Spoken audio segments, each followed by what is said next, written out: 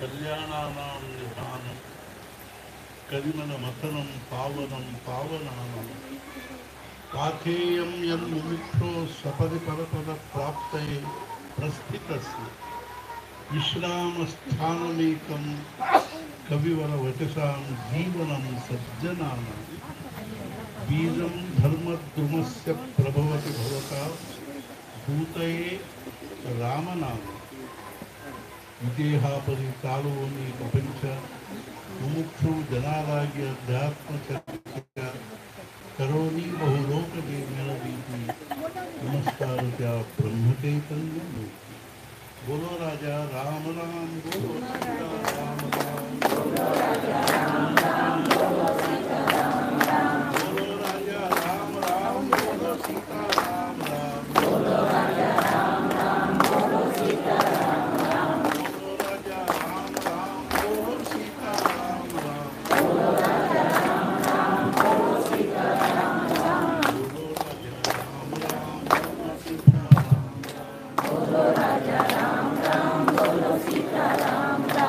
ಶಾಸ್ತ್ರಗಳಲ್ಲೇ ಮೋಕ್ಷಕ್ಕಾಗಿ ಅನೇಕ ಸಾಧನೆಗಳನ್ನು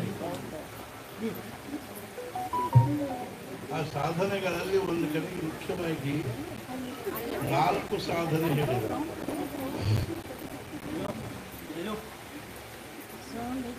ಅವು ಯಾವುವು ಅಂದ್ರೆ ಮೋಕ್ಷ ಮೋಕ್ಷ ಅಂದ್ಕೊಂಡ್ರೆ ಸತ್ತ ಮೇಲೆ ಸಿಗುವುದಲ್ಲ. ಮೋಕ್ಷದ ವ್ಯಾಖ್ಯಾ ಬಹಳ ಬೇರೆ, ಅದು ಪೌರಾಣಿಕ ಮೋಕ್ಷ, ಆಧ್ಯಾತ್ಮಿಕ ಮೋಕ್ಷ ಅಂದರೆ ಆತ್ಯಂತಿಕ ವಾಸನಾ ನಿವೃತ್ತಿ ಮೋಕ್ಷ. ನಿರ್ವಾಸನ ಆಗೋದು ಅಂತೇನು ಅದೇ ಮೋಕ್ಷ. ನಿರ್ವಾಸನ ಆಗೋದು ಬಿಡೋದು ನಮ್ಗೆ ಗೊತ್ತಾಗೋದು. ನಮಗೆ ಗೊತ್ತಾಗುವಂಥ ಮೋಕ್ಷ ಯಾವುದು ಅಂದ್ರೆ ಆತ್ಯಂತಿಕ ದುಃಖ ನಿವೃತ್ತಿ ಪೂರ್ವಕಂ ಸುಖಾವಾಪ್ತಿ ಮೋಕ್ಷ ಲಕ್ಷಣ. ಸಂಪೂರ್ಣ ದುಃಖ ನಿವೃತ್ತಿ ಆಗುತ್ತೆ ಮತ್ತು ಅಖಂಡ ಒಂದು ಸಮಾಧಾನದ ಅನುಭವ ನಾವು ಜನ್ಮದಲ್ಲಿ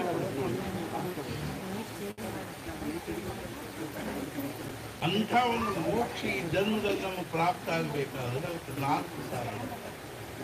ಮೊದಲೇದೇನು ಅಂದ್ರೆ ಯಾವ ಜೀವಂ ಪ್ರಣವ, ನಾವು ಕೊನೆಯವರೆಗೂ ಪ್ರಣವೋಪಾಸನೆ ಮಾಡಬೇಕು. ಪರಮಾನಂದ ಇರ್ತವೆ. ಅದು ನಮಗೆಲ್ಲ ಪ್ರಣವದ ಉಪಾಸನೆ ಅಧಿಕಾರ ಇದೆ, ಅವ್ರಿಗೆ ಮಾತ್ರ, ಸನ್ಯಾಸಿಗಳಿಗೆ ಮಾತ್ರ. ಅದು ನಮಗೆ ಇಲ್ಲ ಆಗ್ತಿಲ್ಲ ಅಂದ್ರೆ ಅಥವಾ ಆವರ್ತಯ ರೌದ್ರಿಯಂ ಯಾಜುರ್ವೇದ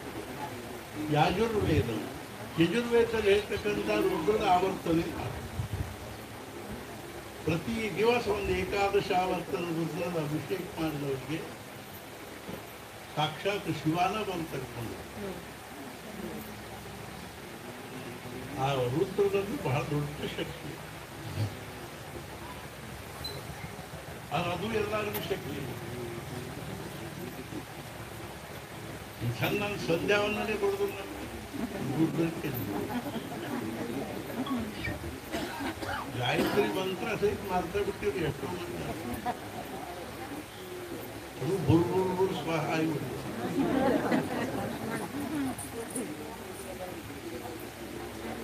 ನಮಗೆ ಅದು ಆಗಂಗಿಲ್ಲ. ವಾರಣಸ್ಯಾಂ ವಿದಧ್ಯ, ಕಾಶಿ ಒಳಗೆ ಹೋಗಿ ವಾಸ ಮಾಡಿ, ಕಾಶಿ ವಾಸ ಮಾಡಿಬಿಟ್ಟು ಕಾಶಿ ಒಳಗೆ ಹೋಗಿ ಬಿಟ್ಟು ಮೋಕ್ಷ. ಈ ಕಡೆಗೆ ಹೇಳಿದ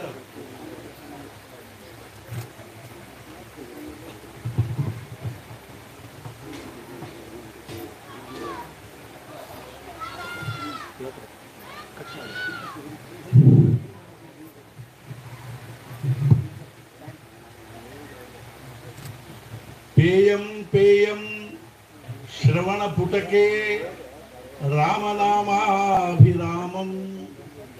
ಧ್ಯೇಯಂ ಧ್ಯೇಯಂ ಮನಸ್ಸಿ ಸತತಂ ತಾರಕಂ ಬ್ರಹ್ಮರೂಪಂ ಜಲ್ಪ್ಯಂ ಜಲ್ಪ್ಯಂ ಪ್ರಕೃತಿ ಪ್ರಕೃತಿ ವಿಕೃತೌ ಪ್ರಾಣಿನಾಂ ಕರ್ಣಮೂಲೆ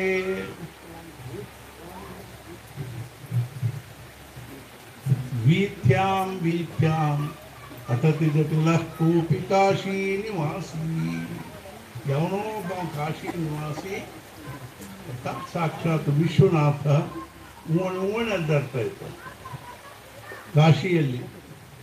ಏನು ಮಾಡ್ತಾ ಅಡ್ಡಾಡ್ತಾ ಇದ್ದಾನಂದ್ರೆ ಪೇಯಂ ಪೇಯಂ ಶ್ರವಣ ಪುಟಕೆ ರಾಮನಾಮಾಭಿರಾಮಂ, ಆ ಭಗವಂತನ ದಿವ್ಯವಾಗಿರ್ತಕ್ಕಂತಹ ನಾಮಾಮೃತವನ್ನು ತನ್ನ ಕಿವಿಯಿಂದ ಶ್ರವಣ ಮಾಡ್ತಾ ಮಾಡ್ತಾರೆ.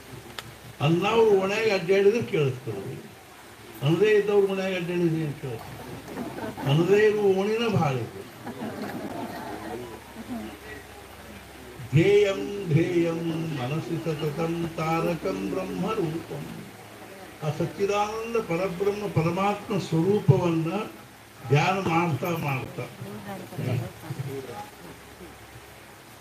ಜಲ್ಪ್ಯಂ ಜಲ್ಪ್ಯಂ ಪ್ರಕೃತಿ ವಿಕೃತವು ಪ್ರಾಣಿನಾಂಕರಣ ಮೂಲೆ, ಪ್ರಕೃತಿ ಅನ್ನೋದು ವಿಕೃತಿ ಆದಾಗ ಅಂದ್ರೆ ಮನುಷ್ಯ ಸತ್ತಾಗ ಅವನ ಬಲಗವಿಯಲ್ಲಿ ತಾರಕ ಮಂತ್ರವನ್ನು ಉಪದೇಶ ಮಾಡ್ತಾ ಮಾಡ್ತಾ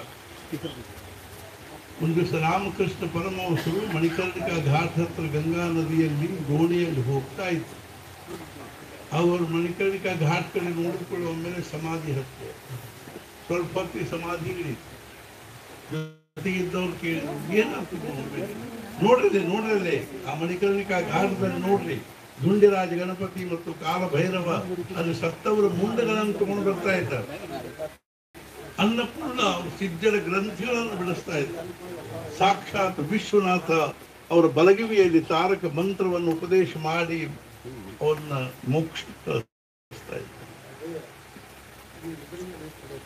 ಅರ್ಥಾತ್ ಏನು ಅಂದ್ರೆ ಇಂಥ ಒಬ್ಬ ವಿಶ್ವನಾಥ ಓಣಿ ಅಂತ ಹೇಳ್ತಾರೆ. ಕಾಶಿಯೊಳಗೆ ಹೋಗಿ ವಾಸ ಮಾಡ, ಅದು ಏನಷ್ಟು ಸರಳ ಅಲ್ಲ. ಮನೆ ಬಿಟ್ಟು ಹೋಗೋದು ಒಂದು ತಾಸು ಎಲ್ಲರೂ ಹೋಗಿ ಗುಡಿಯಾಗ ಕೂಡ್ಲಿಕ್ಕೆ ಆಗುದು ನಮಗೆ. ಇನ್ನು ಕಾಶಿಗೆ ಮನೆ ಹಿಂಗೆ ಪ್ರಪಂಚ ಎಲ್ಲ ಬಿಟ್ಟು ಒಂದ್ ಕಡೆಗೆ ಹೇಳಿದಾರ, ಪುರಾಣಂ ಭಾರತಂ ವೇದ ಶಾಸ್ತ್ರಾಣಿ ವಿವಿಧಾನಿ ಚ ಪುತ್ರದಾರಾದಿ ಸಂಸಾರ ನಾಮಾಭ್ಯಾಸಸ್ಯ ವಿಘ್ನತೆ. ಪುರಾಣ, ಭಾರತ, ವೇದ, ಶಾಸ್ತ್ರಾಣಿ ವಿವಿಧ, ಅನೇಕ ಶಾಸ್ತ್ರಗಳು, ಪುತ್ರದಾರಾದಿ ಸಂಸಾರ, ಹೆಂಡತಿ ಮಕ್ಕಳು ಸಂಸಾರ, ನಾಮಸ್ಮರಣೆ ಮಾಡುವವನಿಗೆ ವಿಘ್ನ ಅಂತ ಹೇಳ. ಒಬ್ರು ಎದ್ದು ನಿನ್ ಕೇಳಿದ್ರೆ ಹುಬ್ಬಳ್ಳಿಯಾಗ, ಹಂಗಾರೆ ಏನು ಹೆಂಡತಿ ಮಕ್ಕಳನ್ನ ಬಿಟ್ಟು ಬಿಟ್ಟು ಅಂತೀರೇನ್ರಿ ಅಂತ ಕೇಳಿ. ನಾವಂದ್ವಿ ಆಫೀಸ್ಗೆ ಹೋಗೋ ಮುಂದೆ ಕರ್ಕೊಂಡು ಹೋಗ್ತೀರೇನು ಅಂತ ಕೇಳಿ. 8 ತಾಸು ಬಿಟ್ಟು ಹೋಗ್ತಿರಲ್ರಿ, ಹಂಗಾರೆ 1 ತಾಸು ಅವ್ರನ್ನೆಲ್ಲ ಬಿಟ್ಟು ಬಾಗಿಲ ಹಾಕೊಂಡು ಒಂದು ಕೊಲೆ ಕೂಡ್ಲಿಕ್ಕೆ ಆಗೋದಿಲ್ಲ. ಎಷ್ಟು ಕಠಿಣ ಅದ ನೋಡ್ರಿ. ಇನ್ನು ಕಾಶಿ ಒಳಗೆ ಹೋಗಿ ಏನಿರ್ತೀವಿ ಮತ್ತೆ ಏನ್ ಮಾಡ್ಬೇಕು? ಇದು ಆಗೋದಿಲ್ಲ. ಇನ್ನು ಉಳಿದದ್ದು ಒಂದರೆ ನಮಗೇನಾದ್ರೂ ಶಕ್ಯ ಆದ್ರೆ ಅದು ಬಹಳ ಬಹಳ ಕಠಿಣ ಅದ. ಏನದು ಅಂದ್ರೆ ಹಿತ್ವಾ ಲಜ್ಜಾಂ ಕಲಿಮಲ ಕುಲ ಛೇದನ ನೀರಯೇದ್ವ ವಿಷ್ಣುರ್ ನಾಮಾನ್ಯನಿಶಮಥವ ಮುಕ್ತಿರೇಶ ಚತುರ್ಥ. ನಾಚಿಕೆ ಬಿಟ್ಟು, ಅಭಿಮಾನ ಬಿಟ್ಟು, ಅಹಂಕಾರ ಬಿಟ್ಟು ಏನ್ ಮಾಡ್ಬೇಕು? ಬೋಲೋ ರಾಜ ರಾಮ ರಾಮ್, ಬೋಲೋ ಸೀತಾ ರಾಮ ರಾಮ್, बोलो राजा राम राम, बोलो सीता राम राम. ನಾ ಎಲ್ಲ ಕಡೆ ಹಿಂಗೆ ಅಡ್ಡಾಡ್ತಿರ್ತೀವಿ ನೋಡ್ರಿ. ಮೊನ್ನೆ ಎಲ್ಲೋ ಒಂದ್ ಕಡೆ ಹೋದಾಗ ಒಬ್ರು ಹೇಳಿದ್ರು, ಚಲೋ ಇವರೇ ಹೇಳಿದ್ರು, ಸುಶಿಕ್ಷಿತ ಅರ್ಥಾತ್ ಶಾಸ್ತ್ರಿಗಳಂತವ್ರೇ ಹೇಳಿದ್ರು, ನೋಡ್ರಿ ಗುರು ಹಿಂಗದ ಏನ್ರಿ, ಈ ಜನ್ಮದಲ್ಲಿ ಯಾರು ಅಗದಿ ಅಂದ್ರೆ ಅಗದಿ ಚಂದಂಗೆ ಚಪ್ಪಾಳಿ ಬಾರಿಸಿ ಬಾರಿಸಿ ಭಗವಂತನ ನಾಮಸ್ಮರಣೆ ಮಾಡಂಗಿಲ್ಲೋ ಅವ್ರನ್ನ ಭಗವಂತ ಮುಂದಿನ ಜನ್ಮದಾಗ ವಿಜಾಪುರದೊಳಗೆ ಒಕ್ಕಲಿಗಾರ ಮನೆಯೊಳಗೆ ಹೆಣ್ಮಕ್ಕಳು ಮಾಡಿ ಹುಟ್ಟಿಸಿ ಆಯುಷ್ಯ ತುಂಬ ಭಕ್ತರು ಬೆಳಿಲಿಕ್ಕೆ ಕಷ್ಟ. ಬೋಲೋ ರಾಜ ರಾಮ ರಾಮ್, ಬೋಲೋ ಬೋಲೋ ರಾಜ बोलो राजा राम राम, बोलो सीता राम राम, बोलो राजा राम राम, बोलो सीता राम राम, बोलो राजा राम राम, बोलो सीता राम राम, बोलो राजा राम राम, बोलो सीता राम राम, जानकी जीवन स्मरण. ನಮ್ಮೆಲ್ಲರ ಜೀವನದಲ್ಲಿ ಒಂದು ಬಹಳ ದೊಡ್ಡ ಅಖಂಡ 24x7 ಸಂಗ್ರಾಮ ನಡೆದದು, ಯುದ್ಧ. ಇನ್ನು ಯಾರೋ ಒಬ್ರು ಹೇಳಿರ್ತಿದ್ರು ಪಾಕಿಸ್ತಾನ ಹಿಂದೂಸ್ತಾನಗಳ ನಡಕ್ಕೆ ಯುದ್ಧ ನಡೆದ. ನಾವು ನಮ್ಮ ಯುದ್ಧದಾಗ ನಮಗೆ ಗೆದಿಲಿಕ್ಕೆ ಆಗುವಷ್ಟು ಅಲ್ಲಿದೇನು ನಮ್ಗೆಲ್ಲರೊಳಗೂ ಯುದ್ಧ ನಡೆದು. ಯುದ್ಧ ಅನೇಕ ಯುದ್ಧ ಆಗಲ್ದನೆ ಜೀವನದ ಒಂದು ಏನಾಗೋದಿಲ್ಲ ಅಂತಂದ್ರೆ ನಿರ್ಣಯ ಆಗೋದಿಲ್ಲ. ದೇಶ ದೇಶಗಳಲ್ಲಿ ಯುದ್ಧ, ಭಾಷೆ ಭಾಷೆಗಳಲ್ಲಿ ಯುದ್ಧ, ರಾಜ್ಯ ರಾಜ್ಯಗಳಲ್ಲಿ ಯುದ್ಧ, ಸಮಾಜ ಸಮಾಜಗಳಲ್ಲಿ ಯುದ್ಧ, ಕುಟುಂಬ ಕುಟುಂಬಗಳಲ್ಲಿ ಯುದ್ಧ, ಕುಟುಂಬದಲ್ಲೇನೆ ಅನ್ಯೋನ್ಯ ಯುದ್ಧ. ಅದರೊಳಗೆ ಯುದ್ಧಗಳು ಎರಡು ಪ್ರಕಾರ ನೋಡಿ, ಒಂದು ಕೋಲ್ಡ್ ವಾರು, ಒಂದು ಹಾಟ್ ವಾರು. ಕೋಲ್ಡ್ ವಾರು ಬಹಳ ನಡೀತಾವ್ರಿ ಮನ್ಯಾಗ, ಬಟ್ ಗಂಟು ಮಾರ್ಯಾಕೊಂಡು ಸುಮ್ ಕೋಲ್ಡ್ ವಾರು ಮಾತಾಡಂಗಿಲ್ಲ ಒಟ್ಟು. ಆದ್ರೆ ಮನುಷ್ಯ ಮಾತ್ರದಲ್ಲಿ ಪ್ರತಿಯೊಂದು ಕ್ಷಣಕ್ಕೂ ಒಂದು ಯುದ್ಧ ನಡೆದು. ಎದುರು ಯುದ್ಧ ನಡೆದದ ಅಂದ್ರೆ ಯುದ್ಧ ಮಾಡ್ಬೇಕಾದ್ರೆ ಎರಡು ಪಕ್ಷ ಬೇಕ್ರಿ, ಕೌರವರು ಪಾಂಡವರು ಬೇಕು. ನಮ್ಮಲ್ಲಿ ಯಾವ ಎರಡು ಪಕ್ಷವ ಅಂದ್ರೆ ಎರಡು ಪಕ್ಷವ. ಒಂದ್ ಯಾವುದು ಅಂದ್ರೆ ಮನಸ್ಥಿತಿ, ಇನ್ನೊಂದು ಯಾವುದು ಅಂದ್ರೆ ಪರಿಸ್ಥಿತಿ. ಪರಿಸ್ಥಿತಿ ಹಾಗೂ ಮನಸ್ಥಿತಿಗಳ ನಡಕ್ಕೆ ಯುದ್ಧ ನಡೆದು. ಇದು ಎಂದೂ ಬಗೆಹರಿದೇ ಇರ್ತಕ್ಕಂಥ ಯುದ್ಧ ರೀ.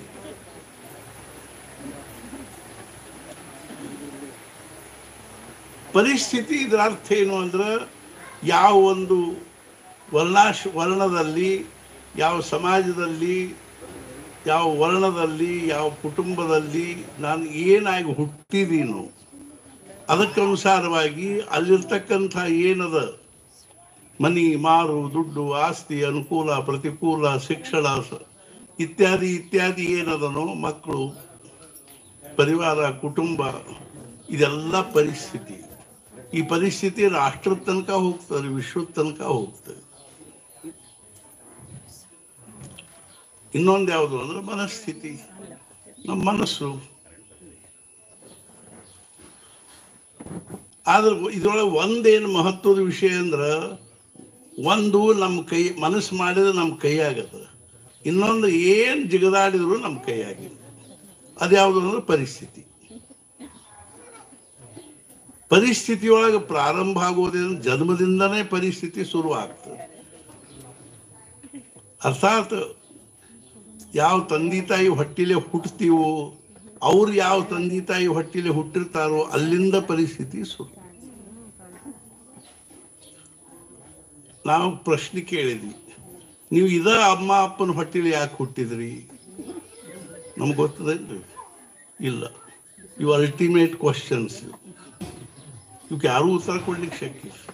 ನೀನು ಗಂಡಸೋ ಹೆಂಗಸೋ ಆಗಿ ಯಾಕೆ ಹುಟ್ಟಿದಿ, ಗಂಡೋ ಹೆಣ್ಣು ಆಗಿ ಯಾಕೆ ಉತ್ತರ ಇಲ್ಲ. ನೀನು ಕರಿ ಬಿಳಿ ಅಥವಾ ಮತ್ತೆ ಎತ್ತರ ಗಿಡ್ಡ ಕಿವುಡ ಕುರುಡ ಆಗಿ ಯಾಕೆ ಹುಟ್ಟಿದಿ, ಉತ್ತರ ಇಲ್ಲ. ಇವೆಲ್ಲ ನಾವು ಅಪೇಕ್ಷೆ ಮಾಡದೇ ಇದ್ರೂ ಅನುಕೂಲ ಇರಲಿ ಪ್ರತಿಕೂಲ ಇರಲಿ ಒದಗಿ ಬಂದ್ಬಿಟ್ಟಾವ್ರಿ. ಇವಕ್ಕೆ ನಾವು ಪರಿಸ್ಥಿತಿ ಅಂತ. ಈ ಪರಿಸ್ಥಿತಿ ಹಿಂದೊಂದು ಏನದ ಅಂದ್ರೆ ಪಾರ್ಶ್ವಭೂಮಿ ಅದ. ಇದಕ್ಕೊಂದು ಬ್ಯಾಕಪ್ ಅದ ರೀ. ಏನು ಅಂದ್ರೆ ಪ್ರಾರಬ್ಧ ಅಂತ. ಈ ಪ್ರಾರಬ್ಧದ ಬ್ಯಾಕಪ್ ಅಂದ್ರೆ ಹಿಂದುಗಡೆಯಲ್ಲಿದ್ದಕೋ ಅದರಿಂದ ಪ್ರೇರಿತವಾಗಿ ಅದರ ಫಲಸ್ವರೂಪವಾಗಿ ಪರಿಸ್ಥಿತಿ ಒದಗಿ ಬರ್ತದೆ. ಪ್ರಾರಬ್ಧ ಅಂದ್ರೆ ಏನು ಅಂದ್ರೆ ಹಿಂದಿನ ಅನೇಕ ಜನ್ಮಗಳಲ್ಲಿ ಮಾಡಿರ್ತಕ್ಕಂಥ ಕರ್ಮಗಳಲ್ಲಿ ಯಾವ ಕರ್ಮ ಫಲ ಕೊಡ್ಲಿಕ್ಕೆ ಸಿದ್ಧ ಆಗಿರ್ತದನೋ ಅದನ್ನು ಭಗವಂತ ಏನ್ ಮಾಡ್ತಾನಂದ್ರೆ ಈ ಜನ್ಮದಲ್ಲಿ ನಮಗೆ ಅದನ್ನು ಸುಖ ದುಃಖ ಕೊಡ್ಲಿಕ್ಕೆ ಆ ಕರ್ಮಗಳ ಫಲಗಳನ್ನ ಹೆಂಗೆ ಇಟ್ಟಿರ್ತಾನಂದ್ರೆ ಒಂದು ರೋದಲ್ಲಿ ಇಟ್ಟಿರ್ತಾನೆ, ಸಾಲಿನಲ್ಲಿ. ಇಂಥವ್ರ ಹೊಟ್ಟಿಗೆ ಜನ್ಮ, ಇಂತಿಂಥ ದೇಹದಿಂದ ಜನ್ಮ. ಮೊದಲೇದ್ದೇನು ಅಂದ್ರೆ ದೇಹ. ತಾಯಿ ಹೊಟ್ಟೆಯೊಳಗಿದ್ದಾಗ ನಿರ್ಣಯ ಆಗಿಬಿಟ್ಟದ್ರಿ, ಗಂಡು ಹೆಣ್ಣು, ಕರಿನೋ ಬಿಳಿನೋ, ಶಾಣ್ಯಾನೋ ದಡ್ಡೋ ನಿರ್ಣಯ ಆಗಿಬಿಟ್ಟದ. ಒಂದು ಕ್ಲಾಸ್ನಾಗ 40 ಹುಡುಗರಿದ್ದು, ಇನ್ಸ್ಪೆಕ್ಷನ್ ನಡೆದಿತ್ತು. ಸಾಹೇಬ್ರ ಕೇಳಿ, ಮಾಸ್ತರ್ ಅಂಕಿ ಮಗ್ಗಿ ಕಲಿಸಿರೇನ್ರಿ ಅಂತ. ಇದು ಭಾಳ ವರ್ಷದ, ನಾವು ಸಣ್ಣವ್ರಿದ್ದಾಗಿಂದ ಕಲಿಸಿವ್ರಿ. ಎಲ್ಲಿ ತನಕ? 10ರ ತನಕ. ಕೇಳೇನ್ರಿ ಅಂತ. ಕೇಳ್ರಿ 9 ಎಷ್ಟು ರೂಪಾಯಿ ಅಂತ ಕೇಳಿ. ಎರಡು ಮೂರು ಹುಡುಗರು ಕೈ ಮಾಡಿದ್ರು. ಒಂದು ಹುಡುಗ ಹೇಳಪ್ಪ 63 ರೀ ಅಂದ. 9 ಅಲ್ರಿ ಮಾಸ್ತರ್ ಏನ್ರಿ 63 ಅಂದ. ಭಾಳ ಚಲೋ ರೀ ಅಂತ ಹೇಳಿದ್ರು ಅವರು. ಮುಂಚೆ 1000 ಗಟ್ಟಲೆ ಹೇಳ್ತಿದ್ದ, ಕಟ್ಟದ ಈಗ 63ಕ್ಕೆ ತಂದೀವಿ, ಇನ್ನೊಂದು 2-3 ವರ್ಷದಾಗ 36 ಏನು ಮಾಡ್ಬೇಕೇನು ಹೇಳ್ರಿ. ತಾಯಿ ಗರ್ಭದೊಳಗೆ ನಿರ್ಣಯ ಆಗಿಬಿಟ್ಟದ. ಎಷ್ಟು ಶಾಣೆ, ಎಷ್ಟು ದಡ್ಡ, ಎಷ್ಟು ಚಂದ, ಎಷ್ಟು ಕುರೂಪ, ಗಂಡು ಹೆಣ್ಣು ಬದಲು ಮಾಡ್ಲಿಕ್ಕೆ ಬರಂಗಿಲ್ಲ. ಮೊನ್ನೊಬ್ರು ಹೆಣ್ಮಗಳು ಬಂದಿದ್ರು ಹೆಬ್ಬಳ್ಳಿಗೆ. 7-7.5 ತಿಂಗಳು ಆಗ್ಯಾವ. ಗಂಡಸ ಮಗ ಹುಟ್ಟಲಿ ಅಂತ ಆಶೀರ್ವಾದ ಮಾಡ್ರಿ. ನಾನು ನೀವು ಮುಂಚೆ ಯಾಕೆ ಬರಲಿಲ್ಲ? ಈಗ ರೆಡಿ ಆಗಿಬಿಟ್ಟದ. ಈಗ ಯಾರು ಆಶೀರ್ವಾದ? ಬ್ರಹ್ಮದೇವರಿಗೂ ಬದಲು ಮಾಡ್ಲಿಕ್ಕೆ ಬರಂಗಿಲ್ಲ. ಎಷ್ಟು ಅನಿವಾರ್ಯವಾಗಿ ಸ್ವೀಕಾರ ಮಾಡಬೇಕಾಗ. ಇದು ಪ್ರಾರಬ್ಧ. ಎರಡನೇದೇನು, ತಂದೆ ತಾಯಿ ಯಾರು ಅನ್ನೋದ್ರ ಮ್ಯಾಲಿಂದ ಸಂಬಂಧ, ರಕ್ತ ಸಂಬಂಧ, ನೆಟ್ವರ್ಕ್ ಆಫ್ ರಿಲೇಶನ್ಶಿಪ್ ಪ್ರಾರಬ್ಧ. ಮಾಮ ಯಾರು, ಕಾಕ ಯಾರು, ಅಣ್ಣ ಯಾರು, ತಮ್ಮ ಯಾರು, ಅಕ್ಕ ಯಾರು, ತಂಗಿ ಯಾರು. ನಮ್ಮ ಮಾಮ ಬರೋಬರಿ ಇಲ್ರಿ, ಬೇರೆ ಮಾಮ ಬೇಕ್ರಿ ಅಂದ್ರೆ ಏನು ಮಾರ್ಕೆಟ್ನಾಗ ಸಿಗ್ತಾರೆ ಮಾಮಗಳು. ಪ್ರಾರಬ್ಧ. ಮೂರನೇದು ಮೃತ್ಯು. ಎಲ್ಲಿ ಆಗಬೇಕು, ಹೆಂಗಾಗಬೇಕು ಅನ್ನೋದು ನಿಶ್ಚಿತ. ಅದನ್ನ ಯಾರು ಬದಲು ಮಾಡ್ಲಿಕ್ಕೆ ಶಕ್ತಿ. ನಮ್ಮ ಕಡೆಗೆ ಒಂದು ವಿಡಿಯೋ ಅದ, ಅಂದರೆ ಟ್ಯಾಬ್ನಾಗ. ಮುಂಬೈದೊಳಗೆ ಡೊಂಬಿವಲಿಯಲ್ಲಿ ನಡೆದಿರೋ ಘಟನಾ. ಒಂದು ದತ್ತಾತ್ರೇಯ ದೇವಸ್ಥಾನದಲ್ಲಿ ಆರತಿ ಮಾಡ್ಲಿಕ್ಕತ್ತಾರೆ ಹೆಣ್ಮಕ್ಳು. ಆ ಪೂಜಾರಿ ಆರತಿ ಹಚ್ಚಿ ಅವ್ರ ಕೈಯಾಗ ಕೊಟ್ಟಾನ. ಅವ್ರ ಕೈಯಾಗ ಕೊಟ್ಟು ತಾನು ಬಾಗಿಲ್ದಾಗ ನಿಂತಾನ. 2 ನುಡಿ ಅಂದಾರ, ಸ್ವಾಮಿ ನರಸಿಂಹ ಸರಸ್ವತಿಗೆ. ಕನ್ನಡದವ್ರ 2 ನುಡಿ ಅಂದಾರ. 3ನೇ ನುಡಿ ಅನ್ನೋಕೆ ದಪ್ಪ ಅಂತ ಬಿದ್ದು ಹೋಗ್ಬಿಟ್ಟ. ಮೃತ್ಯು ಠರ್ಲಿಲ್ಲ. ಹಾಗೆ ಅಲ್ಲಿ ಬಿದ್ದು ಬಿಟ್ರಿ. ಬಾಗಿಲ್ದಾಗ ತಲೆ ಒಳಗೆ, ಕಾಲು ಹೊರಗೆ. ಚಲೋ ಮತ್ತು ಸಣ್ಣ ವಯಸ್ಸಿನ ಅಂತ ಪರಿ ಏನಿಲ್ಲ. 46, 48, 50 ಒಳಗೆ. ಆಯುಷ್ಯದ್ದು ಭರವಸೆ ಇಲ್ಲ. ಆದಷ್ಟು ತೀವ್ರವಾಗಿ ಕೃತಾರ್ಥರಾಗಲಿಕ್ಕೆ ಪ್ರಯತ್ನ ಮಾಡಬೇಕು. ಪರಿಸ್ಥಿತಿ ನಮ್ಮ ಕೈಯಾಗಿಲ್ಲ. This world is great divine design. ಮುಂಚೆ ಭಗವಂತ ಶೂಟಿಂಗ್ ಮಾಡಿಬಿಟ್ಟ ನಮ್ದು. ಅದು ಶೂಟಿಂಗ್ ಮಾಡಿ ಗರ್ಭಧಾರಣೆ ಆದ ಕೂಡಲೇ ನಾನು ಬಟನ್ ಒತ್ತಿ ಬಿಟ್ಟಾನ, ಶುರು. ಅದನ್ನು ಬದಲು ಮಾಡ್ಲಿಕ್ಕೆ ಬರ್ತದೆ. ಮುಂದೆ ಶಿಕ್ಷಣ ಪ್ರಾರಬ್ಧ, ಮುಂದೆ ಮದುವೆ ಪ್ರಾರಬ್ಧ, ಮುಂದೆ ನೌಕರಿ, ವೃತ್ತಿ, ವ್ಯವಸಾಯ ಪ್ರಾರಬ್ಧ. ನಮ್ಮ ಹಣೆ ಬಾರದ ಇದ್ದದ್ದ ಆಗ್ತದೆ, ಇದ್ದಷ್ಟೇ ಬರ್ತದೆ. This world is mathematically perfect. ಭಗವಂತ ಅತ್ಯಂತ ನಿಷ್ಪಕ್ಷಪಾತಿ ಇದ್ದ. ನಮ್ಮ ಕರ್ಮದ ನಮಗೆ ಫಲ ಕೊಡ್ತಾರೆ. ನಾವು ಸುಮ್ಮನೆ ತಕರಾರು ಮಾಡ್ತೀವಿ. समय से पहले प्रारब्ध से अधिक किसी को कुछ नहीं मिलता है. जो अपने प्रारब्ध के साथ लड़ता है वो दुख भोगता है. जो अपने को प्रारब्ध के हवाले कर देता है वो आनंद भोगता है. भगवंता निन्न इच्छा, रामा निन्न इच्छा, राम जी की इच्छा, रामन इच्छा, रामन इच्छा, रामाची इच्छा, आनंदना आनंद. ಹಿಂಗ್ ಬಂತ ನಿನ್ನ ಇಚ್ಛೆ, ಹಿಂಗೆ ಬಂತ ನಿನ್ನ ಇಚ್ಛೆ. ಇವತ್ತು ನೀ ನಮಗೆ ಅರ್ಥಾರ್ಥ ಏನು ಅಂದ್ರೆ ಪಂಚ ಪಕ್ವಾನ್ ಊಟ ಮಾಡಿಸಿದಿ ನಿನ್ನಿಚ್ಛ, ನಾಳೆ ನಮಗೆ ಚಟ್ನಿ ಭಾಕರಿ ತಿನ್ಲಿಕ್ಕೆ ಹಚ್ಚಿದಿ ನಿನ್ನಿಚ್ಛ. ಇವತ್ತು ನಾವು ಪಂಚ ಪಕ್ವಾನ್ನವನ್ನು ಎಷ್ಟು ಸಂತೋಷದಿಂದ ಆನಂದದಿಂದ ಉಣ್ತೀವೋ, ನಾಳೆ ನಮ್ಮ ಮುಂದೆ ಒದಗಿ ಬಂದಿರತಕ್ಕಂಥ ಚಟ್ನಿ ಭಕ್ರಿನೂ ಅಷ್ಟ ಆನಂದದಲ್ಲಿ ತಿನ್ಲಿಕ್ಕೆ ಬರೋದು ಜೀವನ ನಿಜವಾಗಿರ್ತಕ್ಕಂಥ. ನೀವು ಎಷ್ಟು ಚಲೋ ಇತ್ತದು ಅನ್ಕೋತ ಕೂತ್ರಿ ಇವತ್ತು ಬರ್ತದೆ. ನಮ್ಮ ಕಡೆ ಹುಬ್ಬಳ್ಳಿಯಾಗ ಯಾರಿಗೋ ಒಬ್ಬರಿಗೆ ಮುಂಜಾನೆ ಇಂಟರ್ಸಿಟಿಗೆ ಹೋಗ್ಬೇಕಾಗಿತ್ತು. ಹೆಂಡತಿ ಹೇಳಿದರು, ಲಘುನ ಒಂದು ಡಬ್ಬಿ ಕಟ್ಕೊಡು, ಇಂಟರ್ಸಿಟಿಗೆ ಹೋಗೋದು. ಯಾಕೆ ಬಡ ಬಡ 2 ಭಾಕ್ರಿ ಒಂದು ಝುಣಕ ಮಾಡಿ ಕೊಟ್ಟು ಡಬ್ಬ್ಯಾಗ ಹಾಕಿ ಇವು ತೊಗೊಂಡು ಹೋದ. 12 ಗಂಟೆಗೆ ಎಲ್ಲರೂ ಡಬ್ಬಿ ತೆಗೆದು ಊಟ ಮಾಡ್ಲಿಕ್ಕೆ ಹತ್ತರು. ಇವನು ಡಬ್ಬಿ ತೆಗೆದ ಕೂಡಲೇ ಎದುರಿಗಿನ ಮನುಷ್ಯನೂ ಡಬ್ಬಿ ತೆಗೆದ. ಅವನ ಡಬ್ಬ್ಯಾಗ ಸಹಜ ಇವನು ನೋಡಿದ ಶ್ರೀಖಂಡ ಪುರಿ ಅದ, ಇವನ್ ಡಬ್ಬ್ಯಾಗ ಝುಣಕಾವ. ಏನ್ ಮಾಡ್ಬೇಕು ಹೇಳಿ ನೋಡು. ಎಲ್ಲೆಲ್ಲೂ ತಿಂದ್ವಿ ಅವನ ಡಬ್ಬಿ ನೋಡ್ಕೊಂಡು ಹೊಟ್ಟೆ ತುಂಬತದ. ನಿಮ್ಮ ಡಬ್ಬ್ಯಾಗ ಏನೋ ಸಮಾಧಾನ ತಿನ್ಲಿಕ್ಕೆ ಬರ್ಬೇಕಿಲ್ಲ ನಿಮಗೆ. ಇಲ್ಲೇ ನಾವು ತಪ್ಪುದು ನೋಡಿ. ದುಃಖ ಯಾಕೆ ನಿರ್ಮಾಣ ಆಗ್ತಾ ಇದಕ್ಕೆ ನಿರ್ಮಾಣ. ನಮ್ಮ ಡಬ್ಬ್ಯಾಗ ನಮಗೆ ಹೆಂಗೆ ತಿನ್ಲಿಕ್ಕೆ ಬರಬೇಕು ಅಂದ್ರೆ ಅವೇನು ಶ್ರೀಖಂಡ ಪುರಿ ತಿಂದಾನ ಹಂಗೆ ತಿನ್ಲಿಕ್ಕೆ ಬರಬೇಕು. ಇದ ಜೀವನದ ನಿಜವಾಗಿರ್ತಕ್ಕಂಥ. ಸತ್ಪುರುಷರು ಏನಂತಾರ್ರಿ, that man is the richest whose pleasures are cheapest ಅಂತ. ಯಾವ ಮನುಷ್ಯನಿಗೆ ಚಟ್ನಿ ಭಾಕರಿ ತಿಂದು ಚಾಪಿ ಮೇಲೆ ಗಡದ್ದ ನಿದ್ದೆತ್ತದನೋ ಅವನಂಥ ಶ್ರೀಮಂತ ಯಾರೂ ಅಲ್ಲ. ಯಾವ ಮನುಷ್ಯನಿಗೆ ಪಂಚ ಪಕ್ವಾನ್ ಉಂಡು ಫೋಮ್ ಗಾದಿ ಮೇಲೆ ಉಳ್ಳಾಡಿದ್ರು ನಿದ್ದೆತ್ತುವುದಿಲ್ಲೋ ಅವನಂಥ ದರಿದ್ರ. ನಮ್ಮ ಭಾರತೀಯ ಸಾಧು ಸತ್ಪುರುಷರ ವೈಶಿಷ್ಟ್ಯ ಏನು ಅಂದ್ರೆ ದೇ ಮೇಕ್ ಪಾವರ್ಟಿ ಫ್ಯಾಷನೇಬಲ್.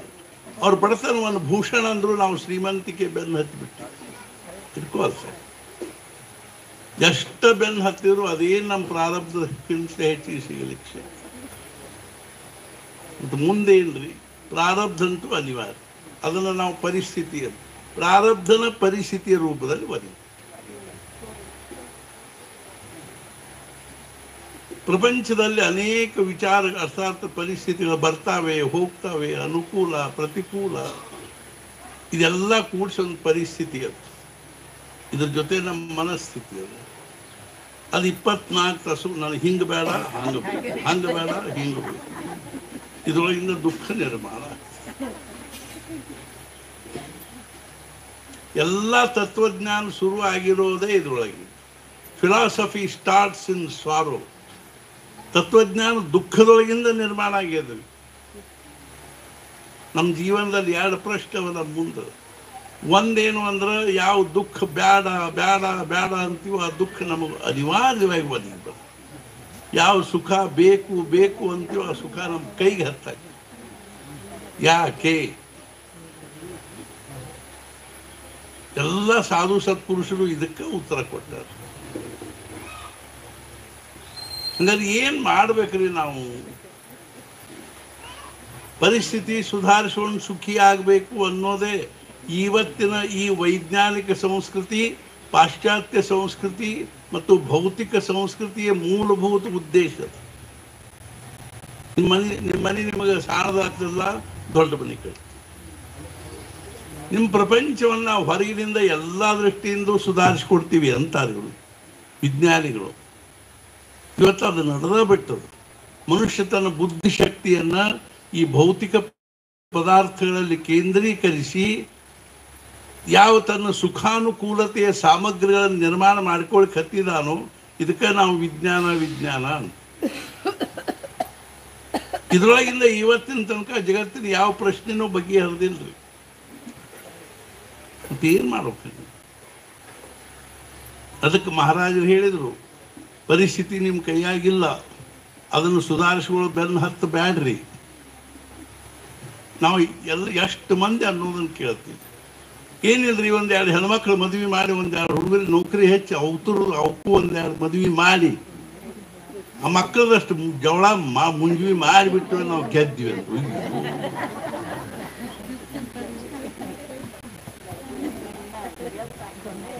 ಅವನು ಒಬ್ಬ ಭಿಕಾರಿ ಕುರುಡ ನಾರಾಯಣ ನಾರಾಯಣ ನಾರಾಯಣ ಅಂತ ಒದರ್ತಿದ್ದಂತೆ. ಒಳ್ಳೆ ಲಕ್ಷ್ಮೀ ಏನಂದ್ರು ಪಾಪ ಎಷ್ಟು ತಾತು ಒದರ್ಲಿಕ್ಕತ್ತೆ ಅಲ್ರಿ.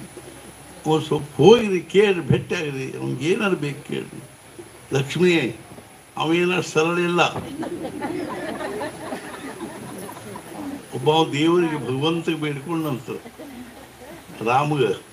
ರಾಮ ನಮಗೊಂದು ಗಂಡಸ ಮಗ ಕೊಟ್ಟಿ ಅಂದ್ರೆ ನಿನಗೆ ಬಂಗಾರ ಟೊಪ್ಪಿಗೆ ಹಾಕ್ತೀನಿ.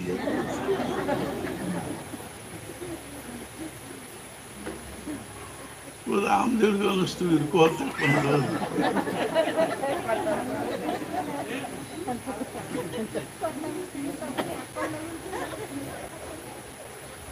ಒಂದು ಕೂಡಲೇ ಅವ ಏನ್ ಮಾಡಿದ, ತಥಾಸ್ತು ಅಂದ್ಬಿಟ್ಟ. ಮಳ್ಳಾದ ಪಾಪ ಭಗವಂತ. ಅವು ಕಲ್ಪನಾ ಬರಲಿ, ಇವು ನಮಗ ಟೊಪ್ಪಿಗೆ ಹಾಕ್ತಾರ.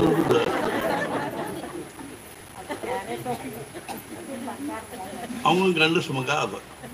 ಏನ್ ತಂದು ಮತ್ತ ಬೇಡ್ಕೊಂಡಿರಿ ಭಗವಂತಿಗೆ ಏನಾರ ಇದನ್ನ ಮಾಡ್ರಿ, ನೀ ಸುಮ್ಮನಿರ, ನಾನೆಲ್ಲ ಬರೋಬ್ಬರಿ ಮಾಡ್ತೀನಿ. ಭಗವಂತ ಕೊಟ್ಟು ಮಾತು ತಪ್ಪಬಾರ್ದು. ನಾ ಎಷ್ಟು ತಪ್ತೀನಿ ನೋಡಕ್ಕಿಂತ ಅನುಕೂಲ ಗಂಡಸ ಮಗ ಆದ ಹೆಸರಿಟ್ಟು ಸೋನಿಯಾ ಅಂತ ಇಟ್ಟು ಮರಾಠಿ ಒಳಗೆ. ಒಂದು 15 ದಿವಸ ಆಗುವಾಗ ಅವನು ಟೋಪಿಗೆ ಹೊಲಿಸಿದ. ಇದೇನು ಯಾವ್ದಿದು ಸೋನಿಯಾಚಿ ಟೋಪಿ. ರಾಮದೇವ್ರ ತಲೆ ಮೇಲೆ ಹಾಕಿ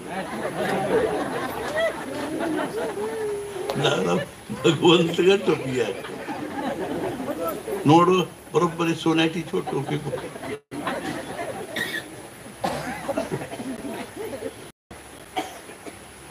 ಅರ್ಥಾತ್ ಏನು ಅಂದ್ರೆ ನಾರಾಯಣ ನಾರಾಯಣ ಲಕ್ಷ್ಮಿ ಅಂತ ಹೋಗ್ರಿ, ಸ್ವಲ್ಪ ಹೋಗಿ ನೋಡ್ರಿ, ಅವ್ನು ಕೇಳ್ರಿ. ಪಾಪ ಎಷ್ಟು ಮುಂಜಾನಿಂದ ಒದರ್ಲಿಕ್ಕೆ ಆಯ್ತು ಬಿಡ, ತೋರಿಸ್ತೀನಿ ನಿಮ್ಮ ಹೋದ. ಏನಪ್ಪ ನಾ ನಾರಾಯಣ ಬಂದೀನಿ ಸಾಕ್ಷಾತ್, ನಿನಗೇನು ಬೇಕು ಕೇಳು. ಏನಿಲ್ಪ ಭಗವಂತ, ನನ್ನ ಮೊಮ್ಮಗ ಆನಿ ಮೇಲೆ ಅಂಬಾರಿ ಒಳಗೆ ಅಡ್ಡಾಡೋದನ್ನು ನಾನು ನೋಡ್ಬೇಕು. ನಾರಾಯಣಂದ ಲಕ್ಷ್ಮಿ ನೋಡಿದಿಲ್ಲ ಹೆಂಗ್ ಟೊಪ್ಪಿಗೆ ಹಾಕಿ. ನೀವು ಸ್ವತಃ ಭಿಕ್ಷುಕ, ಭಿಕಾರಿ, ಕುರುಡ, ಮದುವೆ ಆಗಿಲ್ಲ, ಈಗ ಏನೇನು ಮಾಡ್ಬೇಕಾಸ್ ನಾನು.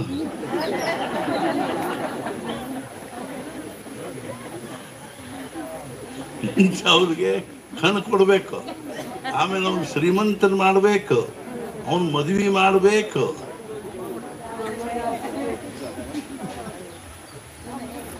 ಅವನಿಗೆ ಮಗ ಆಗಬೇಕು, ಅವ ಅಂಬಾರಿ ಒಳಗೆ ಅಡ್ಡಾಡೋದು ನೀವು ನೋಡ್ಬೇಕು. ನಿನ್ಗೆ ಎಷ್ಟು ಸಲ ಹೇಳಿ ನಾನು ಲಕ್ಷ್ಮಿಗೆ ಅಂತ ನಾರಾಯಣ ಇವೆಲ್ಲ ಹಿಂಗೆ.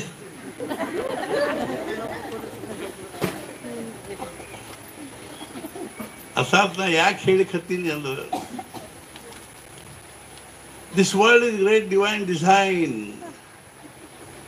ಇಲ್ಲಿ ವ್ಯವಸ್ಥೆ ಅದರಿ. ಒಂದು ಸುಮ್ಮನೆ ನಾವು ಅತಿ ಅಪೇಕ್ಷೆ ಪಡೋದ್ರಾಗಿ ಭಗವಂತ ನಮಗೆ ಯಾವ ಒಂದು ಬುದ್ಧಿ ಕೊಟ್ಟಾನೋ, ವಿಚಾರ ಕೊಟ್ಟಾನೋ, ಕಲ್ಪನಾ ಕೊಟ್ಟಾನೋ, ಭಾವನಾ ಕೊಟ್ಟಾನೋ, ಅದನ್ನು ನಾವು ಈ ಪ್ರಪಂಚದ ಕಡೆಗೆ ತೊಡಗಿಸೋಕ್ಕಿಂತಲೂ ಭಗವಂತನ ಕಡೆಗೆ ತೊಡಗಿಸಿ ನಮ್ಮ ಜನ್ಮ ಸಾರ್ಥಕ.